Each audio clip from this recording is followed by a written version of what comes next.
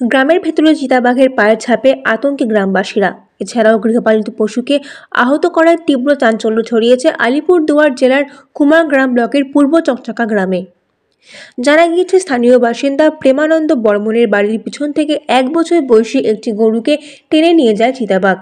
পরে গরুটিকে বাড়ি থেকে কিছুটা দূরে আহত অবস্থায় পাওয়া গিয়েছে। ইতিমধ্যে বন বিভাগের একটি দল এলাকায় গিয়ে ঝোপঝাড়ে ফটকা ফাটিয়ে চিরুনি তল্লাশি চালায়, কিন্তু চিতাবাঘের নাগাল পাওয়া যায়নি।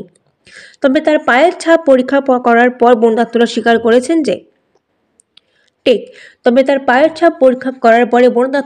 করেছেন যে এটি চিতাবাঘেরই পায়ের ছাপ।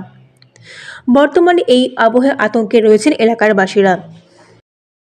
হয়েছে ওই গরু বাঘে ধরছে নাকি কৃষি ধরছে 6টার দিকে। আচ্ছা, কবে 6টা? কালকে সন্ধ্যা।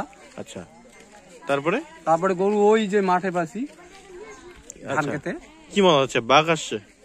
এখন তো আমি কি জানো, গরু নিয়ে গেছে ওইখানে চামড়া গেছে। আচ্ছা, বন দপ্তর কি উপস্থিত হয়েছে? হ্যাঁ, আছে, খোঁজাখুঁজি চলছে। হ্যাঁ। কোন জায়গা এটা? এটা তো পূর্ব চকচকা। হ্যাঁ। এই গ্রাম এলাকায় আগে কোনোদিন এরকম বাঘের আতঙ্ক এরকম শুনছিলেন? না, কোনোদিন শোনা যায়নি। আজকে প্রথম শুনলেন? আজকেই প্রথম।